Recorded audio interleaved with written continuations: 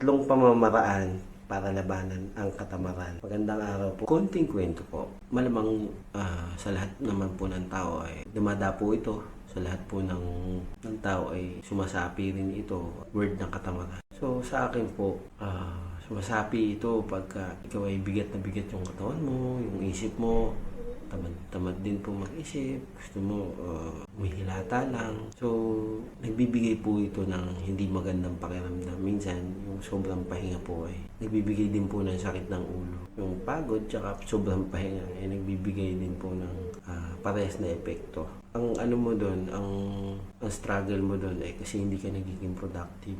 So, yun yung pinaka malaking problema mo. Yung hindi ka nagiging productive sa araw na yun or sa sitwasyon na yun. So, ano po ba yung mga pamamaraan upang labanan natin itong ating katamaran? Isa sa pamamaraan upang labanan natin ang ating katamaran ay mag-stretching.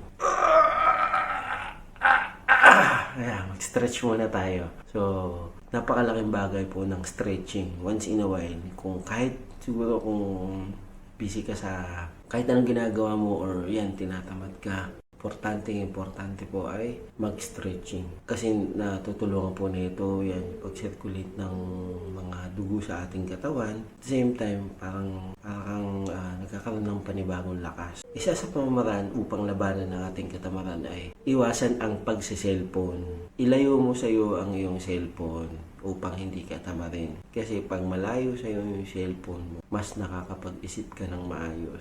Isa sa malaking problema po ng ating lipunan ngayon ay ang laging naka-attach ang cellphone. Baka po magkaroon ng pangit na epekto rin po to sa atin kasi nakakakuba din po yung pagsa-cellphone kasi lagi ka nakatong ganun. Lagi ka nakatong. Iwasan po natin yung pag-cellphone kasi isa po yan sa dahilan ba't tayo nagiging tamad din. So, iwasan ang pag-cellphone. Try natin maging productive. So, isa sa pamamaraan upang maiwasan natin ang ating katamaran ay isulat natin ang mga bagay na dapat nating gawin sa araw na yon. At kung kaya pa isulat yung dapat mong gawin kinabukasan, isulat mo na rin. Para sa gayon, may chain effect yung gagawin mo. Kasi malaking guide po yung nakasulat yung mga gagawin mo. Kasi kung hindi mo po natatandaan sa isip mo, at least pag naisulat mo, at lagi mo nakikita, ay, kailangan pala itong gawin. So, right after mong matapos yung task mo for that day, yung mga nasulat mo, magsulat ka ulit ng panibago para hindi mo malimutan at para maging productive ka. Ayun po, bakit ko nga po pala ito ginagawa? Naniniwala po kasi ako dun sa phrases na delayed gratification. So, hindi ka mag-gratify kung wala kang gagawin. So, sa lahat ng ating pong ginagawa, pagsisimikap, pagiging busy natin, ikaw po ay gaganti pala. Ikaw po ay mag-gratify.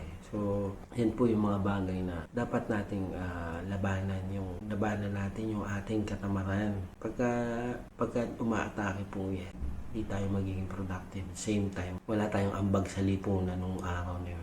So, labanan po natin. At kung kaisa po kita sa mga bagay na samahan niyo po ako, sama-sama po natin labanan. Mga ganito ay address po natin. Join po kayo sa community. I'll put the link below. At kung kayo po ay umabot din po sa video na po, sa puntong ito ng video ito, paki-like, share, and subscribe na din po. At oo nga po pala, bago ko makalimutan, isa po akong insurance agent, real estate agent. So if you need a life insurance, I can help you. If you need a property, house and lot or land only, I can help you. Message me and definitely I will answer to you direct. So ayun po, tayo po ay waging maging tamad. Salamat po. Kalas.